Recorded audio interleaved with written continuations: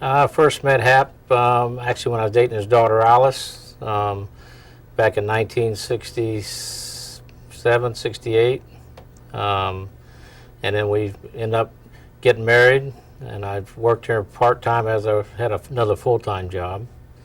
Then I went to the service in Vietnam, came back in 1970, November, and he convinced me I needed to come work sell motorcycles.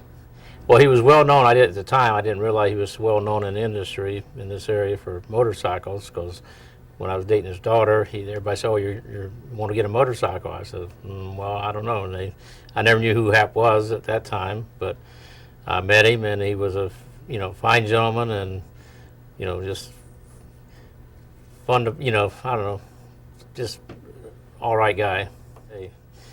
He started me out because I had no selling experience, and he taught me the old-fashioned way and treat people nice, be honest, and they'll come back and buy from you again.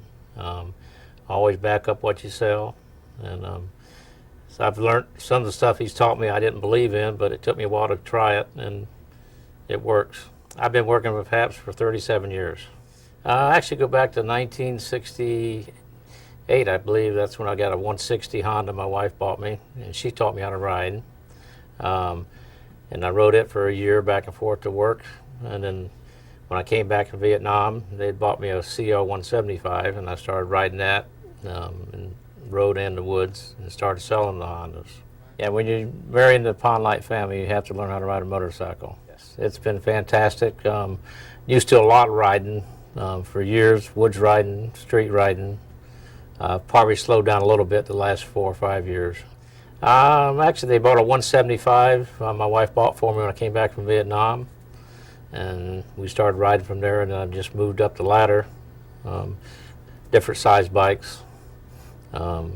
Even rode a 750 was my first big bike that Hap made me get on because it was intimidating. The 69 750s were a fast bike, and he made me ride one home, pulled it out, and said, "You ride it home," which was kind of scary, but did okay. I feel good to be able to, I was just intimidated by the size of it, which at that time was a big bike. Nowadays, that's considered, small or medium-sized bike. Well, the favorite was the old Z50s and the old CT70s, because at Christmas time, back then, you sold a ton of small bikes for kids. They didn't have computers, didn't have Game Boy, so everybody bought small motorcycles for Christmas. So at Christmas time, you see a lot of happy kids starting off on Mini Trail 50s, CT70s, QA 50s. Okay. Well, to be a real good dealer, you have to have customer base, and it's fun to see people coming back. Like right now, I've got kids coming in, their grandfather was a customer of mine, and they said, "Yeah, my granddad bought a bike from you, my dad bought one, now I'm buying one."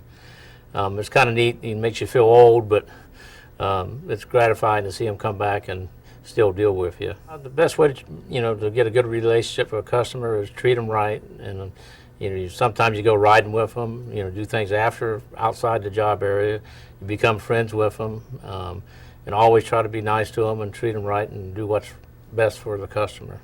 Well, you got to be active in the riding community. Like years ago, we just had one main club, the Sand Slingers. When I came back and started, that's where we rode dirt bikes and street bikes. Then I formed a club called SADRA, Sarasota Area Dirt Riders Association, and got that started for the woods riders. I also was involved with Florida Trail Riders, president and vice president and different other things. So you go out and ride with your customers. Since then, we've added several other clubs. We got the Haps Gulf Coast Riders, which is a Honda Riders Club in this area. So you get a chance to mingle with the people on the weekends and outside of the shop area. It's a fantastic company to partner with.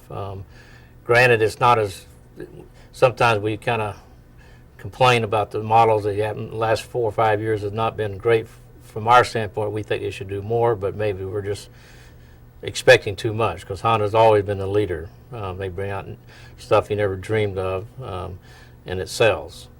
They've always been one step ahead of the game of everybody else in the products they bring out. Actually, I know they're going to probably do something in the cruiser market, because that's a real hot segment right now. We hear rumors 2000cc Gold Wing. We've heard that for 5 or 6 years. The automatic Gold Wing.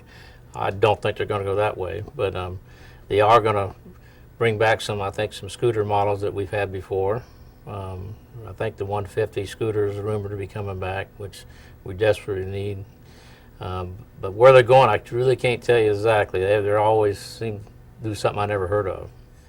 Well, the main thing that makes Honda sell is their name, the recognition. When you say Honda, they know it means quality, dependability, because everything they make, generators, motorcycles, ATVs, cars, watercraft. I mean, when you say Honda, they know that it's going to be dependable. So that helps you sell something right off the bat because the customer knows the product.